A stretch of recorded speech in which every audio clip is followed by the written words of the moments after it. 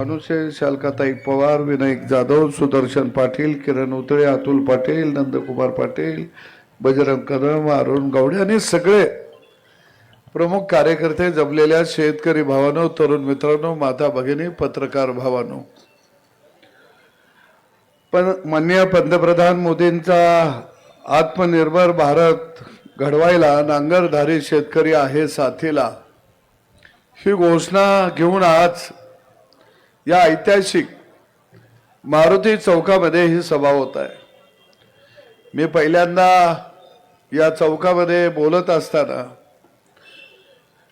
ज्यांनी खऱ्या अर्थाने या महाराष्ट्रामध्ये सांगली जिल्ह्यामध्ये चळवळीला दिशा दिली ते आमचे सर्वांचे आदर्श मार्गदर्शक बिजली बल्ल आदरणीय संभाजी पवार आप्पा यांना मी वंदन करतो, कारण याच मारुती चौकातून खऱ्या अर्थाने सांगली जिल्ह्याचा एक नवा इतिहास घडला, लिहिला गेला आणि तो इतिहास कधीही आम्ही विसरू शकत नाही। आज माझ्यासारखे असंख्य कार्यकर्ते लढायला शिकले, बोलायला शिकले, चालायला शिकले आणि प्रस्थापितांच्या छाताडावर पाय द्यायला शिकले। याचा गुरु कोण असेल तर त्याचं नाव आहे पैलवान आमदार संभाजी पवार। आणि म्हणून हा ऐतिहासिक चौक आहे। मी भैयाचं विशेष अभिनंदन करेन की आप्पांचा विचार पुढे घेऊन जाण्याचं काम खऱ्या अर्थाने ते आज करत आहेत।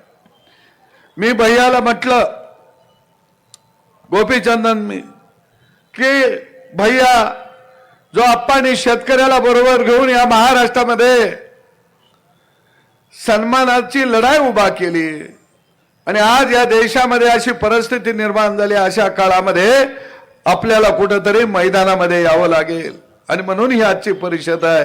मी तुम्हा सगळ्यांना धन्यवाद देतो की तुम्ही सगळे मोठ्या संख्येने या ठिकाणी आला, त्याबद्दल मनापासून तुम्हाला धन्यवाद देतो। नेमकं मोदी साहेबांनी देशवासियांना काय आव्हान केलं? पहिलं आव्हान, 1 वर्ष सोने खरेदी करू नका। काही लोकांना सोनं खरेदी करू नका म्हटल्याबरोबर सोशल मीडियामध्ये टिंगल तवाळीला सुरुवात झाली। अरे बाबा, आज देशावर जे संकट आलंय, ते संकट मोदीने आणलं नाही, ते संकट जागतिक आहे, जगाच्या पातळीवरचं संकट आहे। आणि म्हणून मोदींनी सांगितलं, मला माझा देश वाचवायचा आहे, मला देशातल्या जनतेला सुरक्षित ठेवायचा आहे आणि हे ठेवायचं असेल तर फक्त 1 वर्ष सोनं खरेदी करू नका, मला देशाला वाचवायचंय, तुम्ही माझ्या साथीला या। पण काय काय लोक जणू त्यांना सोन्यानंच घडवलं या, त्यांचा जन्म सोन्याच्या ढिगात झाला या। ते म्हणले आता सोनं घेऊ नका, उद्या मंचीला खाऊ नका, परवा मंचीला कपडे घालू नका। अरे आम्ही असं म्हणलो नाही, पण तुम्हाला घालायची नसली तर घालू नका, आमचा त्याला दुमत नाही, उघडं फिरा। काय म्हटले, पेट्रोल डिझेल वापरायचं नाही, काय घोड्यावर बसून निघाले? अरे तुम्ही घोड्यावर बसा, गाढवावर बसा, डुकरावर बसा, पण पहिल्यांदा देश वाचवा ही भूमिका मोदी साहेबांनी घेतलेली आहे। देश वाचवा। काही नाही पत्र लिहिलं, काय लोक आहेत मोठं लांब लचक पत्र लिहितात, जागतिक कीर्तीचे थोर अर्थतज्ञ या देशामध्ये आहेत। अरे बाबा, पत्र लिहून हा देश जर सुरक्षित ठेवायचा असेल तर काही गोष्टी कराव्या लागतील। आज जवळजवळ आपण सोनं जर बघितलं तर 700 ते 900 टन सोनं आपण आयात करतोय आणि यावर आपला पैसा किती खर्च होतोय? 13 ते 15 लाख कोटी रुपये एवढा पैसा सोन्यावर खरेदी होतोया. आता हे पैसे वाचले तर परकीय चलन वाचणार आहे. बरं आता इथं माझ्या माई मौल्या बसल्या त्या किती आहे वो सोनं गावगाड्यात आपल्याकडं? गळ्यात 3 मणी सोन्याचं. आम्ही मोदी साहेबांनी सांगितलं सोनं घेऊ नका. मी मोदी साहेबांना सांगतो गावगाड्यातला शेतकरी आणि माय माऊली तुमच्या आव्हानाला साथ द्यायला उभा राहिल्या. तुम्ही चिंता करू नका. आम्ही 1 वर्ष नाही सोनं खरेदी करत. आमच्या लेकीचं लग्न जर झालं तर आम्ही ती सोन्याचं पैसा तिच्या नावावर डिपॉझिट करतो आणि मोदी साहेब तुम्ही सांगाल त्यावेळी सोनाराच्या दारात जातो. अजिबात चिंता करू नका. पण कायला सकाळ संध्याकाळ सोन्याचंच पाणी पिता येत अशांना त्याची चिंता लागली. दुसऱ्या बाजूला डिझेल पेट्रोल. अरे डिझेल पेट्रोल हे जर बघितलं तर दरवर्षी आपल्याला डिझेल पेट्रोलवरचा खर्च सुद्धा हा 135 ते 160 अब्ज डॉलर्स आहे. सोन्याचा खर्च 45 ते 50 अब्ज डॉलरचा आहे. आता डिझेल वाचवा म्हणजे काय करा? उगाच घरात 4-5 गाड्या असल्या तर 1 गाडी काढा. अलीकडे मोटरसायकल असतीया, जीप असतीया, ट्रॅक्टर असतोया. जेवढं लागल तेवढं गरजेपुरतं वाहन वापरा आणि आपण डिझेलचा उपयोग जपून करूया हे सांगितलं. हे म्हणायला लागले की डिझेल पेट्रोल वाचवा. मग मोदींनी देशाला संकटात आणलं. अरे संकटात मोदींनी आणलं नाही. मी तर वसलेल्या सगळ्या नागरिकांना जबाबदारीनं सांगतो डिझेल पेट्रोल हे इतर देशातून येतं. इराक असेल, इराण असेल, कुवेत असेल, रशिया असेल, अरब राष्ट्रामधून येतं. डिझेल पेट्रोल कुठं आहे? तिकडं जमिनीच्या पोटात आहे. आपल्याकडं डिझेल पेट्रोल कुठं आहे? जमिनीच्या वर आहे. ते कशात आहे? ते मक्यामध्ये आहे, ते ऊसामध्ये आहे, ते ज्वारीमध्ये आहे, ते तांदळामध्ये आहे, ते गव्हामध्ये आहे. इथेनॉलचा शोध 19व्या शतकामध्ये लागला आणि आपल्याकडे इथेनॉल वापरायला परवानगी 2004 साली दिली. कुणाला यावं लागलं? अटल बिहारी वाजपेयी यांना यावं लागलं. अरे तुम्ही 100 वर्ष देशाला स्वातंत्र्य मिळायच्या अगोदर 100 वर्ष अगोदर इथेनॉलचा शोध लागला. तुम्ही का नाही इथे इथेनॉल डिझेल पेट्रोलच्या ऐवजी वापरलं? का नाही वापरलं? मोदी सरकार आल्यानंतर इथेनॉल डिझेल पेट्रोल मध्ये 20% वापरायची परवानगी 2014ला दिली. त्याच्यासाठी या देशाचा पंतप्रधान मोदींना व्हावं लागलं. अरे तुम्ही जर आम्हाला इथेनॉल जर वापरायला त्यावेळी परवानगी दिली असती तर आज सगळ्या गाड्या इथेनॉल वरती चालल्या असत्या. सगळे इंजन इथेनॉल वरचे निघाले असते. हे पाप कुणाचं? हे पाप खऱ्या अर्थानं काँग्रेसचा आहे. पण त्या पापाचं खपार कुणावर? मोदीवर. अरे मोदीने काय केलं?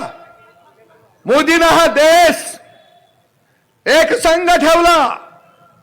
कन्याकुमारी पासून जम्मू काश्मीर पर्यंत एक देश एक झेंडा 370 कलम हटवून एक संघ देश कुणी ठेवला असेल तर त्याचं नाव आहे नरेंद्र मोदी. एक संघ देश ठेवला. तुम्ही काय या देशामध्ये दिलं? तुमच्या काळातले रस्ते आठवा, तुमच्या काळातल्या सुविधा जर बघितल्या तर त्या सुविधांची काय परिस्थिती आहे.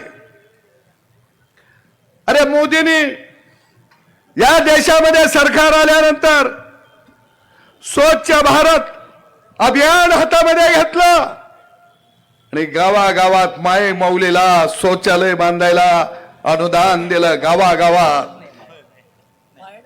मोदींनी जनधन योजनेसारखी योजना हातामध्ये घेतली. मोदींनी गरिबांना,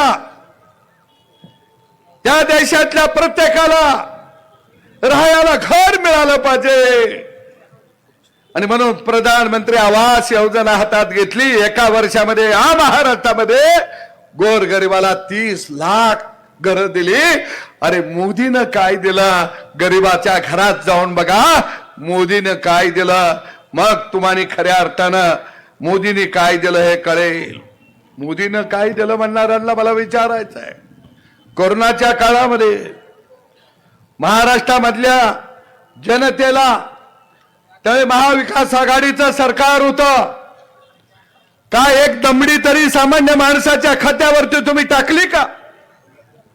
पानपट्टीवाला त्याचा व्यवसाय बंद होता, भाजीपाला व्यवसाय करणाराचा व्यवसाय बंद होता, हमालाचा व्यवसाय बंद होता, रिक्षावाल्याचा व्यवसाय बंद होता. अरे सगळी कष्टकरी माणसं त्या काळामध्ये घरात उपाशी होते. तुम्ही त्यांच्या खात्यावर रुपया दिला नाही, पण मोदींनी या देशातल्या कोरोनाच्या काळामध्ये 80 कोटी जनतेला मोफत धान्य दिलं. मोफत धान्य. तुम्ही काय गांजा दिली? काय दिलं तुम्ही? आणि म्हणून मोदींनी काय दिलं? अरे कोरोनाची लस कोरोनाच्या काळामध्ये 140 कोटी जनतेला मोफत कुणी दिली असेल तर ती मोदीने दिलेली आहे. सामान्य माणूस वाचला पाहिजे ही भावना ठेवली. अरे मोदींनी काय दिलं? पेयजल सारखी योजना दिली. गावागावामध्ये पिण्याचं पाणी दिलं. मोदींनी पंतप्रधान सिंचाई योजनेच्या माध्यमातून दुष्काळ भागाला पाण्याच्या योजना केल्या आणि सगळा दुष्काळ भाग सुजलम सुफलम करण्याचं काम खऱ्या अर्थानं मोदींनी केलं. आणि म्हणून मोदींनी काय दिलं ह्याच्यापेक्षा काँग्रेस समर्पित आघाडीला मी विचारतो की अरे बाबा, जे मोदीने आवाहन केलं, सोनं खरेदी करू नका, डिझेल पेट्रोलचा जपून वापर करा, खाद्यतेलाचा जपून वापर करा, इलेक्ट्रिक वाहनं वापरा. मी या काँग्रेस आघाडीला आणि त्यांच्या मित्र पक्षांना विचारतो, कारण काँग्रेस आघाडी आणि त्यांचे मित्र पक्ष ही सगळी घोबडांची अवलाद आहे. या घोबडाने कधी गावगाड्यासाठी कधी आवाज उठवला नाही. हे घोबड कधी शेतकऱ्याच्या बाजूने बोलली नाहीत. मला या काँग्रेसला आणि त्यांच्या साथीला असणाऱ्या आघाडीला प्रश्न विचारायचा आहे. अरे हो, मोदींना जे आव्हान केलंय त्या आव्हानाला साथ द्यायला महाराष्ट्रातला शेतकरी आता खांद्याला खांदा लावून उभा राहिलेला आहे. कारण आम्हाला याची भीती वाटत नाही. आम्हाला गावगाड्याला याची भीती वाटत नाही. आम्हाला सोन्याची गरज नाही, आम्हाला डिझेल पेट्रोलची गरज नाही. बस आमच्या ट्रॅक्टरला दिला डिझेल पेट्रोल, आमची शेती सुरू झाली तर आम्ही सगळ्या जगाला खाऊ पिऊ घालतो. अरे आम्हाला याची चिंता नाही. आम्हाला कुठं इंडियामध्ये परदेशामध्ये गावगाड्याला फिरायला जायचं नाही. चिंता कुणाला लागली? आईत खाऊनला लागली. चिंता कुणाला लागली? ज्यांना सत्ता मिळत नाही त्यांना सत्तेचे ढोळे लागलेले आहेत. अरे परदेशामध्ये तुम्हाला फिरायची चिंता असेल तर या जून मध्ये आमच्या शेतावर पेरणी करायला, परत या 2 महिन्यानं काय हिंडायचं ती माळाने हिंडा, आमच्या अनेक प्रकारची पिकं डौलानं उभा राहते ते या आमच्या निसर्गामध्ये. अरे भीती आम्हाने नाही, कारण मी या देशातल्या जनतेला वाहन करतो. हे किती मोठं संकट येऊन दे, पण तुमच्या ताटातला अन्नाचा घास हा शेतकरी कमी करू देणार नाही, तुम्हाला उपाशी ठेवणार नाही. चिंता आम्हाने नाही. पण ज्यावेळी 3 कृषी कायदे शेतकऱ्याच्या बाजूने आले, माझे सहकारी गोपीचंद पडळकर साहेबांनी मी किसान आत्मनिर्भर यात्रा काढली, ती देवाभाऊ आलेले होते. अरे बाबा, ते 3 कायदे काय होते? शेतकऱ्याला पायाभूत सुविधा देणे, शेतकऱ्याच्या शेतीमध्ये गुंतवणूक करणे, शेतकऱ्याबरोबर व्यापार करार करणे, शेतकऱ्याचा शेतमाल साठवणुकीवरची बंधने हटवणे, शेतमाल निर्यातीवरची बंधनं हटवणे. अरे हे शेतकऱ्याच्या पायातल्या बेड्या तुटल्या जाणार होत्या. त्यावेळी राहुल गांधी आणि या भांडगुळांनी हे 3 विधेयक शेतकऱ्याच्या बाजूची हाणून पाडली आणि ते आज सांगत आहेत की आम्ही शेतकऱ्यांच्या बाजूने आहे. अरे काय तुम्ही शेतकऱ्याच्या बाजूने आहे? आज सोलरवर वीज मोदींनी दिली, घरावर सोलर मोदींनी दिला. आज शेतकऱ्याच्या अकाउंटवर पैसे मोदी द्यायला लागले, लाडक्या बहिणीच्या अकाउंटवर पैसे देवाभाव द्यायला लागला. अरे तुम्ही काय दिलं एवढा एकदा हिशोब येऊन मांडा. आणि म्हणून आम्हाला देश वाचवायचा, देशाला सन्मानाने आम्हाला उभा करायचा. आणि म्हणून गावगाड्यातला शेतकरी हा मोदींच्या साथीला आहे. फक्त मोदी साहेब तुम्ही एक आमच्यासाठी करा, शेतकऱ्याच्या शेतमालावरती कधी निर्यात बंदी लावू नका. साखरेचा भाव 100 रुपये किलो झालं, होऊन द्या, काय फरक पडत नाही. आता अलीकडं कोण मिठाई खात नाही ज्यादा, बिन साखरेचा चहा प्यायला लागले. कारण साखरेचा चहा प्यायला मिठाई खाल्ली तर डायबिटीस होत या, हृदयाच्या नसा चोकापुत्या त्या, हार्ट अटॅक येतोया. मग उलट साखऱ्या न खाल्लेला चांगला. आणि ज्याला स्वस्त साखऱ्या खायचा आहे त्याला येऊन द्या गावाकडं, लावून द्या ऊस, बांधून द्या पाणी, ऊसाला घालून द्या खत, त्याला देतो एक गाणा घालून. काय साखर काढायची तेवढी काढ, त्या गाण्यातनं तू बी हात बाहेर कर, देतो आम्ही त्याला जमीन. साखऱ्या काय जीवनावश्यक वस्तू आहे का हो? साखऱ्या खायला मिळाला नाही किंवा साखरेचा चहा मिळाला नाही म्हणून टाचा खोडू खोडू 100-200 मिली असं कुठं घडलंय का? अरे जीवनावश्यक मेडिकल मधलं औषध आहे, साखर जीवनावश्यक नाही. टाका त्याला जीवनावश्यक वस्तूच्या कायद्यात न काढू. मोदी साहेब म्हणले तेल कमी वापरा. मोदी साहेब आम्हाला अडचण नाही, आम्ही लहानपणापासूनच शेंगदाण्याचं कूट खलवतात करून ते भाजीत घालून खाईत आलूया. आम्हाला ती सवय आहे. पाट्यावर वरुटण पाट्या घेऊन शेंगदाणं वाटायचं, भाजीत टाकायचं, ती भाजी खायची आम्हाला सवय. पण इंडियातल्या काही लोकांना भीती पडली. अरे तेल नाही आलं तर तळलेली भाजी कशी मिळायची, तळलेली जिलेबी कशी मिळायची, तळलेलं चिकन कसं मिळायचं. या गावाकडं लाकडं फिटूया, चिकन भाजूया, काय खायचं ते खाईत बसा शेकत शेकत. अरे त्याची चिंता का करता? मोठभर शेंगदाणे घ्या, पाट्यावर वाटा, भाजीमध्ये टाका आणि हा देश वाचवा, मी देश वाचवतोया हे स्वाभिमानानं सांगा. अरे भीती तुम्हाला, पण मोदी साहेबांना माझं आव्हान आहे. गोडे तेल 500 रुपये झालं तरी कृपा करून आता पाम तेल आणू नका. फक्त 6 महिना आम्हाला संधी द्या. 6 महिना, 6 महिन्यामध्ये एवढं सूर्यफूल आम्ही लावतो, एवढं सोयाबीन लावतो, एवढी करडी पेरतो की तेलाचा महापूरच या देशामध्ये आम्ही आणतो. फक्त 6 महिने तेल वाहीन आणू नका. कारण गावगाड्यात जर पैसा आला तर रोजगार निर्मिती होईल. परदेशामधनं डाळी आणू नका. आम्ही डाळी तयार करतो.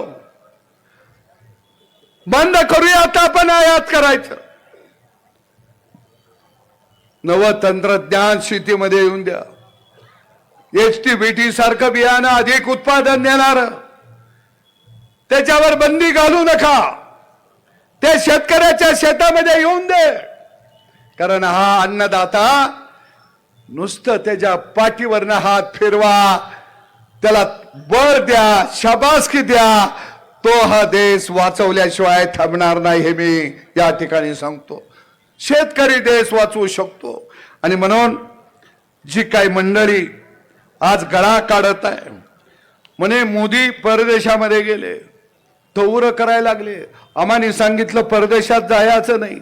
अरे जागतिक धोरण ठरवायचं असेल, या संकटातनं बाहेर पडायचं असेल तर जगाबरोबर वाटाघाटी कराव्या लागतील. तुमच्यागत काय जीन पॅन्ट आणि टी शर्ट घालून गल्लीत बोंबलं थिंडून देशाचा प्रश्न सुटणार नाही. देशाचा प्रश्न सुटायचा असेल तर जगाबरोबर बोलावं लागेल, संवाद साधावा लागेल.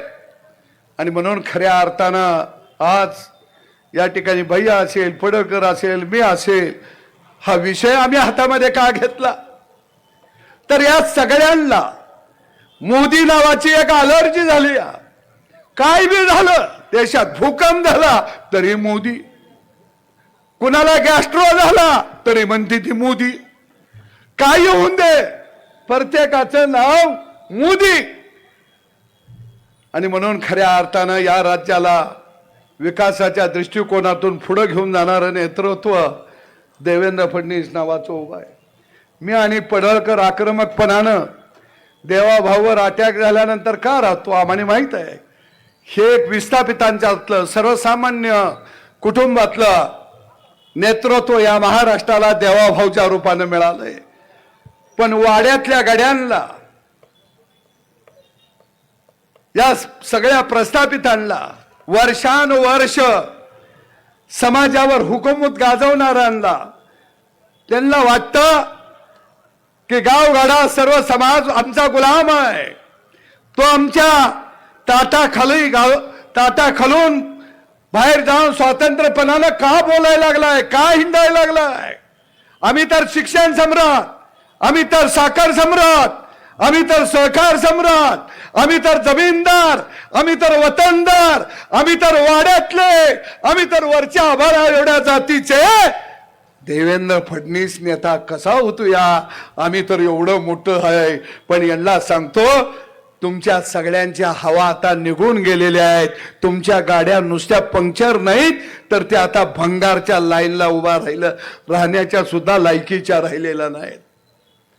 आणि म्हणून खऱ्या अर्थानं या ठिकाणी प्रत्येक वेळी देवेंद्र फडणवीस त्याला चक्रव्यूह करायचा, नरेंद्र मोदीवर त्याला चक्रव्यूह करायचा. आणि मग सोशल मीडिया, काय सोशल मीडिया, अरे भाडुत्री मीडिया ठेवून देश वाचू शकत नसतो.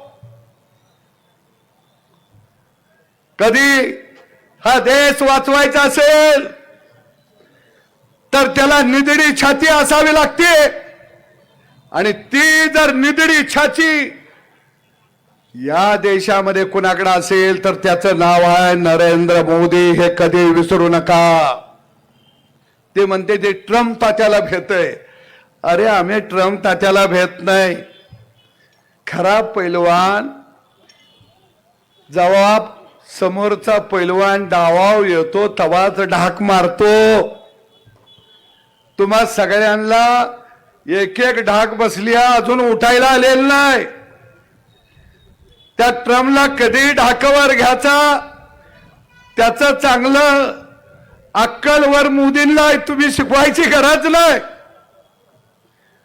आणि म्हणून आजचा हा जी परिषद आपण घेतली ती एवढ्यासाठीच घेतली की मोदी साहेब तुम्ही आत्मनिर्भर भारत उभा करायला निघालाय, त्याच्या साथीला हा नांगरधारी शेतकरी तुमच्या बरोबर उभा राहिला हा संदेश देण्यासाठी या ठिकाणी आपण जमलेलो आहोत. मी परत एकदा भैयाचं मनापासून अभिनंदन करतो आणि जाता जाता या ठिकाणी हा जो आम्ही प्रयत्न केला, मी आणि गोपीचंद पडळकर ज्या ज्या वेळी संकट येतात त्या त्यावेळी आम्ही रस्त्यावरती येतो. बैलगाडीवाल्याचं संकट आलं आम्ही रस्त्यावरती आलो. आज हे संकट आलं आम्ही रस्त्यावरती आलो. विरोधकांना काय टीका करायचं ते करून देते, ते त्यांचं काम आहे. पण मी एक सांगतो, ज्या पद्धतीनं अनेकांनी ती गोष्ट आगिल्या, जंगलाला आग लागल्यावरती त्या जंगलातली टिटवी तिच्या चोचत मावल एवढं पाणी घेऊन त्या जंगलावरती शिंपडत होती, फवारत होती. झाडावर बसलेला काँग्रेस रूपी डोम कावळा त्या चिमणीला म्हटला, टिटवीला म्हटला, तुझ्या चोचीतल्या पाण्यानं ह्या जंगलाची आग विझणार आहे का? त्यावेळी त्या टिटवीनं चिमणीनं छोट्याशा त्या काँग्रेस रूपी कावळ्याला उत्तर दिलं की दादा, माझ्या चोचीतल्या पाण्यानं जंगलाची आग विझणार नाही हे मला माहित आहे, परंतु ज्यावेळी या जंगलाच्या आगीचा इतिहास लिहिला जाईल त्यावेळी माझं नाव आग लावणाऱ्यामध्ये असणार नाही तर आग विझवणाऱ्यामध्ये आहे. तसं आमचं नाव किंवा आपण तुम्ही जमलाय आपलं नाव हे आग विझवणाऱ्यामध्ये असणार आहे. आणि राहुल गांधी आणि त्यांचे सगळे मित्र पक्ष यांना मी सांगतो, अरे तुमचं नाव इतिहासामध्ये आग लावणारे म्हणून असणार आहे, हे मात्र कदापि विसरू नका. जय हिंद, जय महाराष्ट्र. धन्यवाद भाऊ. आत्मनिर्भर भारत परिषद मध्ये अतिशय विश्लेषणपूर्वक